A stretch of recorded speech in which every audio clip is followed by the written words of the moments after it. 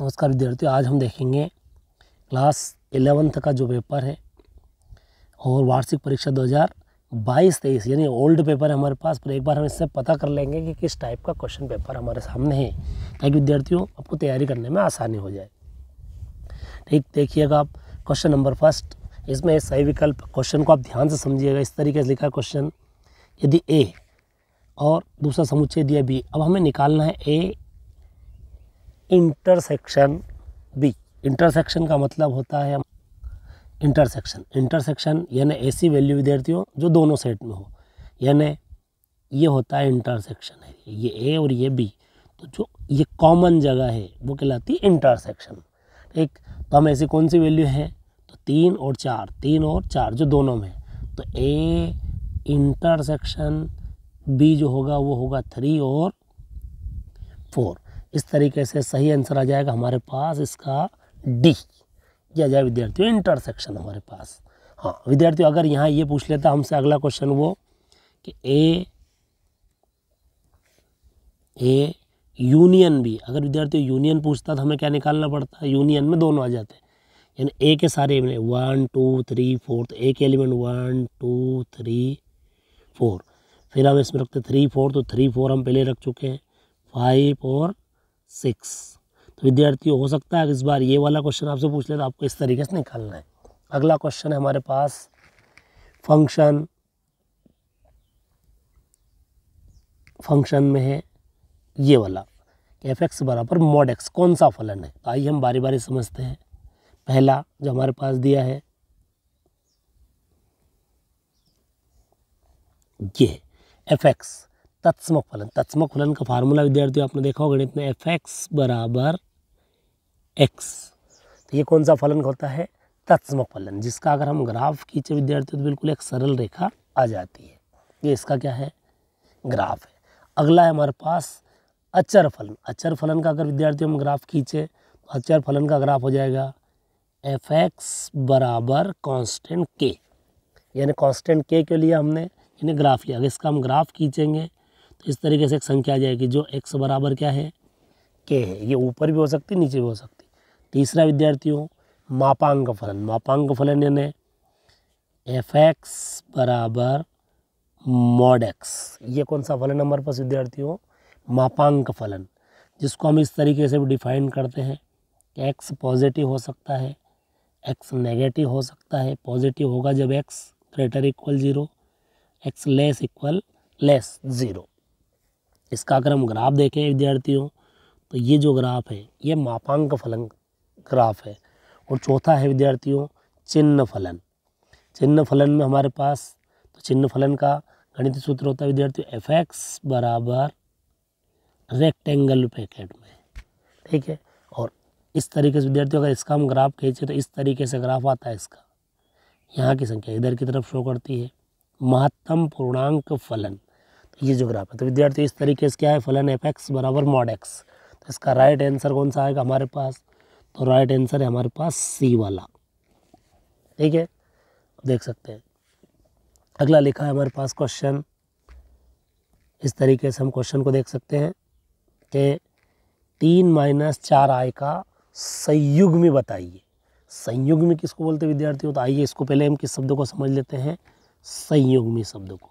संयुग्मी होता है एक सम्मिश्र संख्या z, सम्मिश्र संख्या को हम लिखते हैं a + ib। तो विद्यार्थियों इसका अगर हमें क्या लिखना हो, संयुग्मी।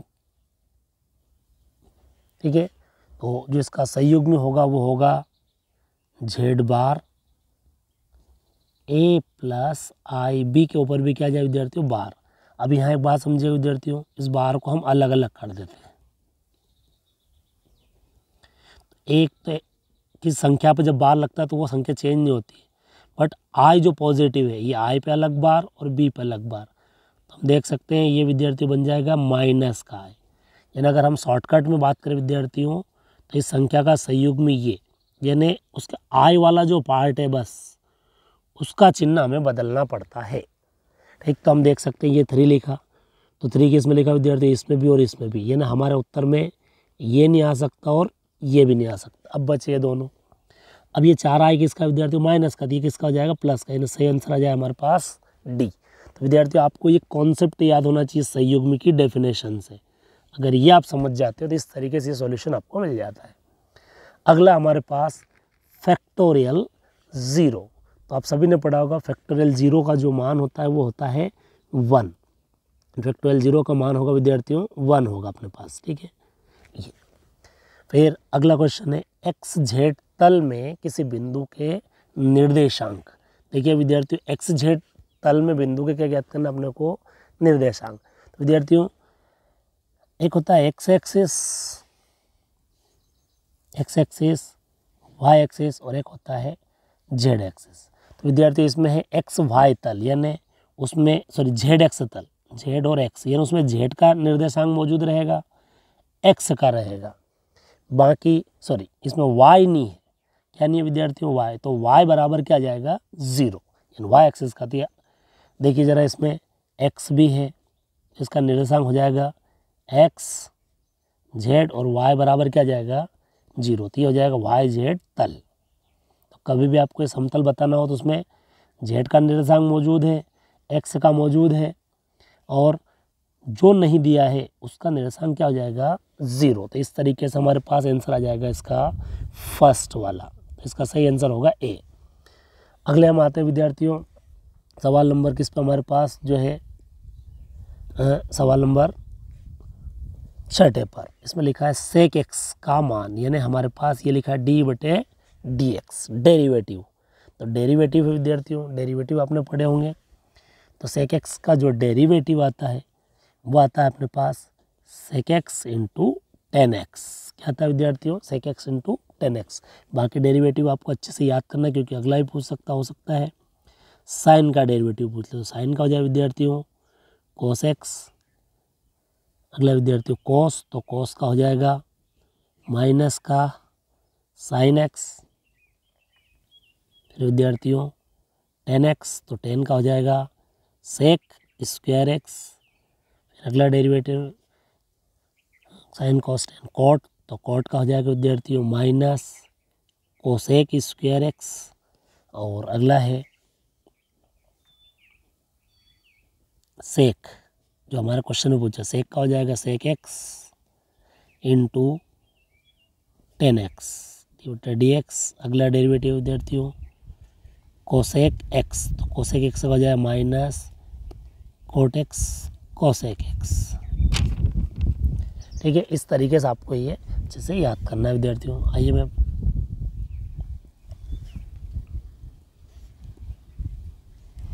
इनको याद कैसे किया जाता है विद्यार्थियों। अगर आपको याद रखना है तो याद रखने का बड़ा आसान सा तरीका है, आपको टीचर ने ज़रूर बताया होगा।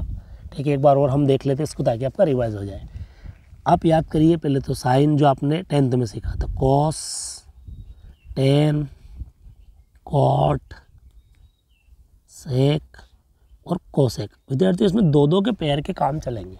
अब देखिएगा पहली बात तो एक आप गौर से देखो, यहाँ सी से शुरू हो रहा है, ये सी से शुरू हो रहा है, ये सी से, जितने सी से शुरू हो रहे हैं सबके आगे क्या निशान लगा विद्यार्थियों माइनस। तो एक बात आप याद रखना, सी वाले सब माइनस। अब साइन का जब हम अवकलन करते हैं तो कोस, और कोस का अवकलन करेंगे तो क्या दिया विद्यार्थियों साइन। इसी तरीके से टेन हो जाएगा, टेन का हो जाएगा सेक स्क्वायर, तो टेन का क्या जाएगा सेक स्क्वायर, और कोट का जाएगा कोसेक स्क्वायर। ठीक है, क्या करना पड़ेगा, नीचे हमें इसका नीचे वाले का वर्ग। अब इस सर्कल को पूरा करते सेक, तो सेक का क्या हो जाएगा विद्यार्थियों टेन, तो सेक का सेक भी रहेगा और क्या आएगा टेन, कोसेक का कोसेक भी रहेगा और क्या आएगा कोट। इस तरीके से हम इसको याद कर सकते हैं। अगला क्वेश्चन है हमारे पास, रिक्त स्थानों की पूर्ति कीजिए। A union A dash, A union A dash यानी विद्यार्थियों दोनों को अपने को मिलाना पड़ेगा। तो ए डैश और ए को मिलाते हैं तो बन जाता है यूनियन, है ना। इस तरीके से हमारे पास प्रतिदर्श समष्टि होती है, यूनियन समष्टि जिसको बोलते हैं। ये जो है अगर ए है तो बाकी बचा हुआ क्या है ए डैश, और दोनों को हमने यूनियन किया, ये यूनियन ने मिला दिया तो सारा क्या बन गया ये यू।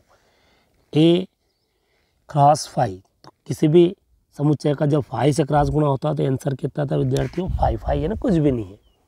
फिर अगला दो समांतर रेखाएं, कैसे रेखा विद्यार्थियों समांतर, यदि और केवल यदि उनकी ढलान क्या हो, तो एक कंडीशन है कि दो रेखाएं समांतर होती है। समांतर के लिए हम सब ने पढ़ा कि पहली रेखा की प्रवणता बराबर दूसरी रेखा की प्रवणता, ये पहली रेखा की प्रवणता और ये दूसरी रेखा की प्रवणता। तो दोनों का जो ढलान एक्स अक्ष के साथ बनने वाला कोण है, पहली रेखा की प्रवणता और दूसरी रेखा की प्रवणता क्या आनी चाहिए, बराबर, तो समांतर हो जाएगी। फिर है यदि किसी प्रतिदर्श परीक्षण में प्रतिदर्श समष्टि S, तो प्रायिकता निकालनी किसकी, S की। S से मतलब विद्यार्थियों सारे एलिमेंट आ गए, समष्टि की सारे एलिमेंट की प्रायिकता कितनी होगी, जैसे कि अपन ले लें x एक फेंकने पर समष्टि कितनी बनेगी, हेड और टेल। अब इसी की निकालें तो कुल संभव स्थिति भी 2 और अनुकूल स्थिति भी कितनी आ जाएगी, 2। तो 2/2 इन विद्यार्थियों, जब भी आपको कुल समष्टि की प्रायिकता निकालनी हर बार कितनी आएगी, वो 1। अगला है अनुक्रम। इस अनुक्रम का कौन सा पद ज्ञात कीजिए, तीसरा पद। तो विद्यार्थी ये एक्चुअली में an है, यानी इसमें nवा पद का फार्मूला आपने को दिया है। n बराबर आपको क्या रखना विद्यार्थियों, 3। इसमें जहाँ जहाँ n लिखा, जैसे -1 की पावर 3 - 1 गुणित 5 की पावर 3 + 1, कितना जा -1 की पावर 3 - 1 यानी 2, यानी उत्तर किस में आएगा विद्यार्थियों, पॉजिटिव। फिर गुणित 5 की पावर 3 और 1 4, 5 की पावर कितनी हो जाए विद्यार्थियों, 4, 5 की पावर 4 का यानी 5 की पावर 4, तो इसका सॉल्यूशन हो जाए विद्यार्थियों 625। अगला है एक ax + by > c, एक रेखिक। तो यहाँ उत्तर आएगा विद्यार्थियों असमीका है। क्या आएगा, असमीका। क्यों आया, क्योंकि विद्यार्थी आप देख सकते हो यहाँ से ये जो निशान है, ये वाला या फिर ये वाला या ये वाला या ये वाला, ये चारों जो निशान है ये किसको शो करते हैं, असमीका को। हाँ, अगर इसको विद्यार्थी ऐसा लिखते ax by = c, तो ये क्या हो जाती, समीका या सर्व समीका या एक रेखा का समीकरण है ना। तो बट यहाँ क्या है, लेस या ग्रेटर इक्वल, इसलिए क्या लिखना पड़ेगा यहाँ पर विद्यार्थियों, असमीका। अगला सवाल है हमारे पास, लिमिट θ⁴ sin θ/4/θ। अब विद्यार्थी इसको हम देखते हैं, हमारे पास फार्मूला होता है कि लिमिट x → 0 sin x/x, इसकी वैल्यू हो जाती है विद्यार्थियों 1। इसको हम एक दूसरे तरीके से याद रखते हैं, इस तरीके से, एक और तरीके से कहते हैं लिमिट डिब्बा ⁻⁴ साइन डिब्बा/डिब्बा। अगर ऐसा हो जाए, यानी ये डिब्बा जो है वो किधर जा रहा है, 0 की ओर, इन 0 के बराबर है। यहाँ भी साइन डिब्बा और यहाँ भी डिब्बा भी बटे हो, तो उसकी वैल्यू कितनी आ जाए, 1।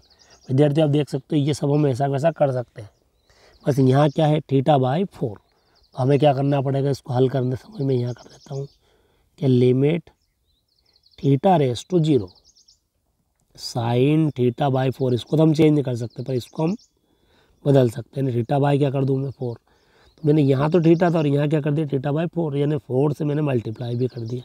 अब लिमिट से मैं 4 को बाहर, तो ये अपॉन वाली लाइन है, 1/4, क्योंकि ये बटे में है 1, 1/4 तो बाहर निकाल दिया। Limit θ⁻⁴ sine θ/4/θ/4। अब देखो θ थी, θ/4 भी हो सकता है, यानी इतने का मान कितना हो जाएगा, 1। तो इसका आंसर आ जाएगा विद्यार्थियों 1/4। अगला क्वेश्चन है सही जोड़ी विद्यार्थियों।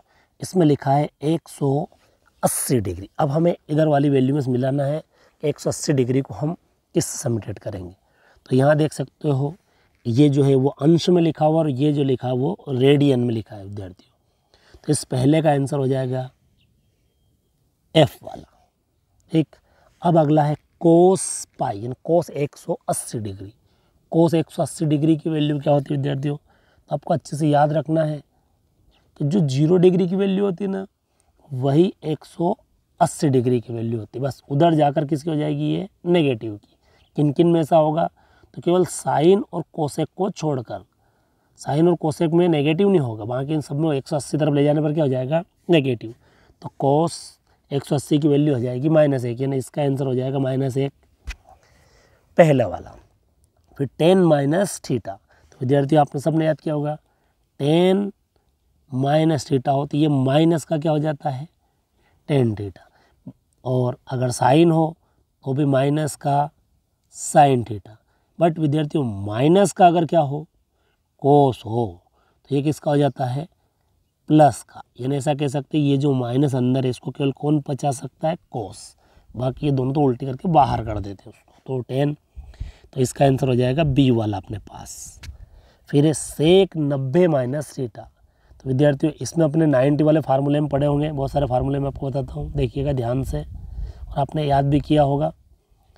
नहीं होते इस प्रकार ध्यान से आपको देखना है कि जब साइन 90 माइनस थीटा लिखा जाता है तो उसका हो जाता है कोस थीटा, और अगर कोस 90 माइनस थीटा हो तो विद्यार्थी उसका हो जाता है साइन थीटा। अब ये दोनों तो एक साथ साथ पेयर अप हो गए, साइन कोस, फिर आता है टेन और किसका विद्यार्थी पेयर, कोट का। यानी अगर 10 90 हो तो उसके लिए आ जाएगा कोट थीटा, और अगर कोट 90 हो विद्यार्थी तो उसकी जगह आ जाएगा टेन थीटा। इन दोनों का पेयर। बचता कौन सा है, साइन कॉस, टेन कॉट, सेक और कोसेक। इसमें भी 90 माइनस थीटा और इसमें भी 90 माइनस थीटा। तो सेक है तो क्या जाए विद्यार्थियों, कोसेक थीटा, और अगर कोसेक है तो विद्यार्थियों क्या जाएगा अपने पास, सेक थीटा। तो अब हमारे पास क्वेश्चन में क्या पूछा वो देखिए, तो आप अच्छे से याद कीजिएगा दो दो के पेयर। ये क्रम sine cos tan cot sec cosec. Sec 90 minus theta, तो जो सेक है वो किस में बदल रहा है विद्यार्थियों, कोसेक में। तो इसका आ जाएगा हमारे पास सी। अब है अगला क्वेश्चन NC0।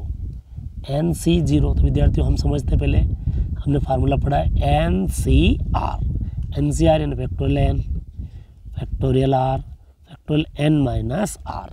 अब हमें इसमें केवल प्रूफ पुट कर देना r बराबर 0, तो NC0 factorial n factorial 0 factorial n minus 0। हम जानते हैं फैक्टोरियल 0 तो फैक्टोरियल एन पे है, फैक्टोरियल 0 का 1 और फैक्टोरियल एन में 0 गया तो फैक्टोरियल एन क्या हो जाए, फैक्टोरियल एन से एन कैंसिल लेना है 1। तो इसका आंसर आ जाए विद्यार्थी NC0 का है 1। अब अगला है NC0 NC1 NC2, इस तरीके से ये है हमारे पास। तो बाइनोमियल थ्योरम से ये प्रूफ हो जाता है विद्यार्थियों। तो कितनी बार है ये, तो 2 यानी एन टाइम है, ध्यान से देखिएगा आप, एन टाइम है ना 2 की पावर n। अगर ये 5 टाइम होता 2 की पावर 5 हो जाता, पर हमारे पास सही आंसर ये होगा। इस तरीके से हमारी सही जोड़ी कंप्लीट होती है। अगला क्वेश्चन है विद्यार्थियों क्वेश्चन नंबर 4, निम्न प्रश्न के उत्तर को एक शब्द या एक वाक्य में लिखिए। 7 क्वेश्चन है इसमें। हमारे पास लिखा है i की पावर 39। अब इसको हमें सरल करना है। तो विद्यार्थियों i की पावर -39, तो हम इसको लिखेंगे 1 i की पावर 39। अब ये अपन ने लिख दिया, पर हमने एक बात विद्यार्थियों, काल्पनिक संख्या का जो कभी हम भाग नहीं दे पाएंगे, इसलिए इसको हम ऊपर लाएंगे हर बार। तो आप अच्छे से इसको याद रखिए। अब हम क्या करते हैं, इसमें ऊपर भी i का गुणा और नीचे भी i का गुणा। उससे क्या होगा हमारे पास, ये तो i की पावर 39 और 1 ही है, तो i की पावर कितनी हो जाए विद्यार्थियों 40। ये तो i हो गया। i की पावर 40 को हम क्या लिख सकते हैं, तो 4 की पावर 10 ये हम लिख सकते हैं विद्यार्थियों। अब 4 लिखने से फायदा कि i की पावर 4 यानी होता है 1 और पावर 10, यानी उत्तर आ जाए हमारे पास विद्यार्थियों i। तो इस सवाल का आंसर आएगा हमारे पास i। अगला क्वेश्चन है द्विपद प्रमेय में a माइनस बी की पावर n का क्या लिखिए, प्रसार लिखिए। ठीक है, तो द्विपद प्रमेय में a की पावर b, तो हमने क्या पढ़ा विद्यार्थी, द्विपद प्रमेय में ये इस तरीके से हो जाएगा हमारे पास कि सीधा हम इसमें प्रसार कर देते। तो अब देखिएगा बाइनोमियल थ्योरम में a माइनस बी की पावर n, तो पहला आ जाएगा पहले पद की घात n, दूसरा पद NC1 पहले पद की पावर n में से 1 कम और माइनस दूसरे पद की पावर 1, फिर NC2 तीसरा पद आ जाएगा पहले पद की पावर n में से 2 कम और माइनस का भी उसकी पावर कितनी हो जाएगी 2, फिर NC3 चौथा पद, इसमें से n में से 3 माइनस और b की पावर 3 डैश डैश डैश, ये हो जाएगा हमारे पास। और इसका इस तरीके से आगे nवां पद तक हम जाएंगे विद्यार्थी। तो यहाँ मैं लिख देता हूँ NCR a की power n minus r minus b की power r plus dash dash dash, तो ये हो जाएगा हमारे पास विद्यार्थी इसका सॉल्यूशन। ठीक है, आप चाहो तो और भी नेगेटिव पॉजिटिव पावर को बाहर कर सकते हो। अगला क्वेश्चन हमारे पास किस उस रेखा का ढलान का मान ज्ञात कीजिए। ढलान से मतलब है प्रवणता ज्ञात करना विद्यार्थियों। जो कि इन बिंदुओं से होकर जाती है। तो हमने क्या पढ़ा इसका फार्मूला विद्यार्थियों, ढलान का फार्मूला जो हमारे पास, मैं अभी इसको रफ कर देता हूँ यहाँ से। ढलान का फार्मूला होता है हमारे पास विद्यार्थियों m बराबर y2 minus y1 x2 minus x1। अब इसमें x y के विद्यार्थियों पहले जो निशान x1 y1 x2 y2 हम वैल्यू रख देते y2 कितना विद्यार्थियों 4, फिर है माइनस y1 कितना विद्यार्थियों हमारे पास, तो y1 है माइनस का 2 बटे x2 माइनस 1 माइनस 3। इस तरीके से ये सूत्र हमारे पास यूज़ करेंगे तो क्या हो जाएगा हमारे पास 4 + 2 और ये हो जाएगा 1 - 3 माइनस का 4 यानी 6/-4 और कैंसिलेशन कर देते तो -3/2। ये हमारे पास आ जाएगी इसकी स्लोप प्रवणता। अगला विद्यार्थियों बिंदु -3 1 4 का YZ समतल से दूरी। तो विद्यार्थियों देखिएगा आप, एक बिंदु है, हमने फार्मूला सीखा होगा बिंदु P XYZ, ये हवा में है। इसकी अगर हम समतल XY से दूरी निकालें तो किस समतल से निकाल रहे हैं हम XY से, विद्यार्थी X और Y से दूरी तो 0 हो जाएगी। अब बचा कौन सा इसमें, X आ गया Y आ गया, बचा Z, तो इसकी Z से जो दूरी होगी वो होगी mod Z। इसी तरीके से हमारे पास क्या पूछा विद्यार्थियों YZ, तो YZ समतल से जो दूरी होगी वो होगी mod, क्या बच गया Y और Z को छोड़ दो X, तो mod X यानी कितना है -3, तो कितना जाए +3, तो इसका आंसर कितना आएगा विद्यार्थियों +3। अब हमारे पास x sin x का अवकलज ज्ञात कीजिए। अवकलज ज्ञात करना है और विद्यार्थियों अवकलज कैसे निकालते हैं, तो मैं इसको पहले रफ कर देता हूँ यहाँ या यहाँ कर देता हूँ। अवकलन निकालने का तरीका होता है अवकलज, है ना, डेरिवेटिव। फंक्शन के आगे आप लिख दो dx, एक फंक्शन, तो इस फंक्शन का क्या जाए डेरिवेटिव। बट हमारे पास देखिए विद्यार्थियों, जब दो फंक्शन और मल्टीप्लिकेशन में हो तो उसका रूल कहता है कि फर्स्ट फंक्शन ऐसा कैसे ही, सेकेंड का आप कर दीजिए अवकलन, प्लस सेकेंड ऐसा कैसे ही, फिर आप कर दीजिए फर्स्ट का अवकलन। यानी इस तरीके से विद्यार्थी, अब आप देख सकते हैं हमारे पास दो फंक्शन, एक साइन और एक्स और एक साइन एक्स। तो हम इसी फार्मूले को यहाँ अप्लाई कर देते हैं। मैं यहाँ कर देता हूँ इसको d/dx x into sine x. विद्यार्थियों यहाँ आपको ध्यान रखना है इस तरीके से ना, दो फंक्शन और किस में है वो मल्टीप्लाई में। तो फर्स्ट फंक्शन हो गया साइन और सेकंड फंक्शन हो गया फर्स्ट फंक्शन हो गया एक्स साइन। तो पहला फलन एक्स ऐसा कैसे ही, दूसरे का हम अवकलज निकालेंगे ना साइन एक्स का, फिर दूसरा ऐसा कैसे रखेंगे विद्यार्थियों, फर्स्ट का हम करेंगे अवकलन। तो अभी हमने ये ट्रिग्नोमेट्रिक वाला फंक्शन सीख लिया था। एक्स तो ऐसा कैसे, साइन का जो अवकलन होगा वो होगा विद्यार्थियों cos x, plus sine x ऐसा कैसे लिख दिया हमने, एक्स का अवकलन होगा 1, यानी इसका सॉल्यूशन हो जाएगा x cos x plus sine x. अगला सवाल है विद्यार्थियों हमारे पास 6 7 10 12 30 40 और 12 का क्या याद कीजिए विद्यार्थियों माध्य। तो माध्य का फार्मूला हमने 10th में सीखा है। माध्य बराबर होता है x बार बराबर आंकड़ों का योग बटे आंकड़ों की संख्या। विद्यार्थियों हम इस सवाल में आंकड़ों का योग यानी 6 + 7 + 10 + 12 + 13 + 4 + 8 + 12 अपन आंकड़ों की संख्या ने आंकड़ों गिनते कितने लिखे 1 2 3 4 5 6 7 8। यहाँ भी हम वेरीफाई करने के लिए गिन लेते हैं 8 है कि नहीं, 1 2 3 4 5 6 7 8, ठीक, यानी किससे भाग देंगे आंकड़ों की संख्या 8 से। अब हम सबको जोड़ते हैं 6 और 7 तो 6 और 6 12 और 1 13, 13 और 10 23 और हमारे पास हो जाएगा अगला 23 और 12 35 13 38। इस तरीके से विद्यार्थी हो जाएगा हमारे पास 72/8। डिवाइड कर देंगे तो कितनी टाइम आएगा 9 टाइम। ये 9 जो आएगा हमारा क्या हो जाएगा विद्यार्थियों माध्यमान।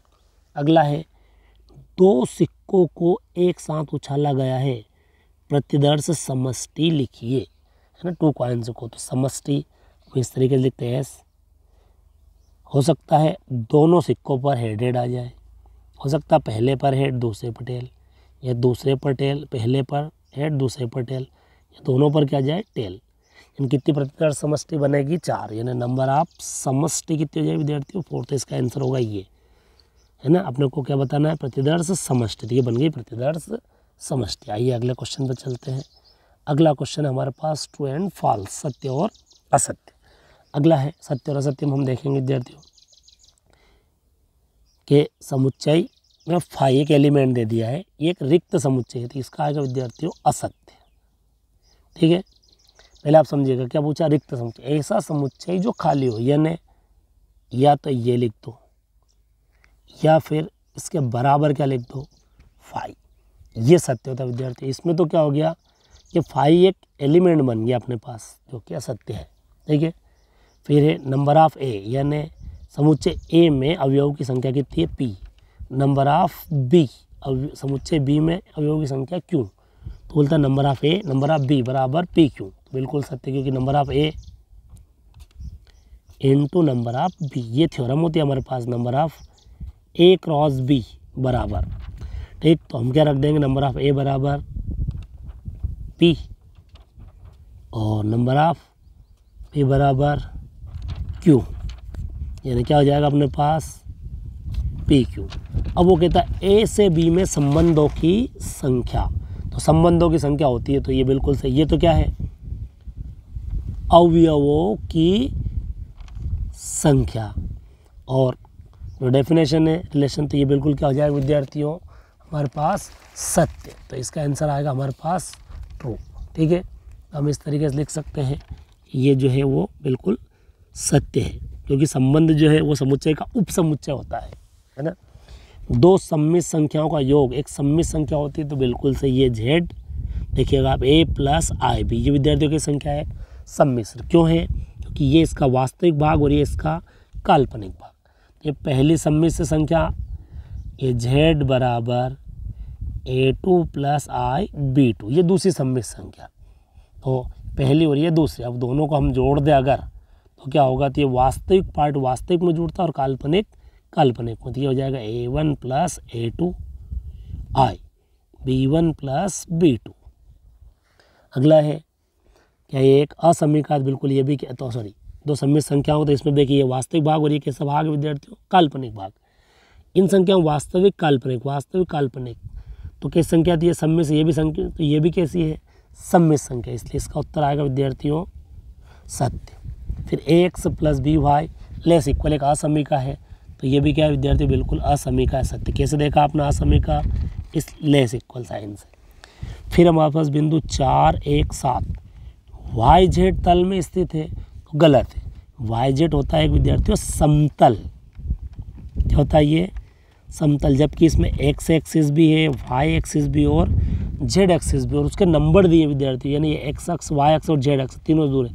तो ये तल में स्थित नहीं है, ये अंतरिक्ष में स्थित है। कहाँ भी स्थित है विद्यार्थियों, ये त्रिविमीय आकाश में या अंतरिक्ष में स्पेस में मौजूद है, इसलिए यह आएगा विद्यार्थियों असत्य। मानक विचलन प्रसरण विचलन का वर्गमूल होता है, तो बिल्कुल ये विद्यार्थी हम यही लिखते हैं कि मानक विचलन बराबर जो प्रसरण है उस प्रसरण का क्या निकाल देते हैं हम वर्गमूल, तो ये आएगा। तो विद्यार्थियों ये बिल्कुल कथन जो है वो सत्य कथन है। विद्यार्थियों वीडियो को अंत तक देखने के लिए बहुत बहुत धन्यवाद आपका, और आप खुद से इन क्वेश्चनों को करिएगा। क्वेश्चन नंबर 6 अगर आपको नहीं आता तो कमेंट करके ज़रूर बताइएगा। अगले वीडियो में हम इनको भी सॉल्यूशन करते हैं रीज़न बाय रीज़न, कारण सहित आपको याद करना विद्यार्थियों। क्वेश्चन नंबर 7 इस तरीके से दिया है, 8 भी दिया है। ठीक, मैं धीरे धीरे पॉज कर रहा हूँ, आप स्क्रीनशॉट लेके इनको सॉल्यूशन कीजिएगा और अगले वीडियो में हम इनको भी सॉल्यूशन करेंगे।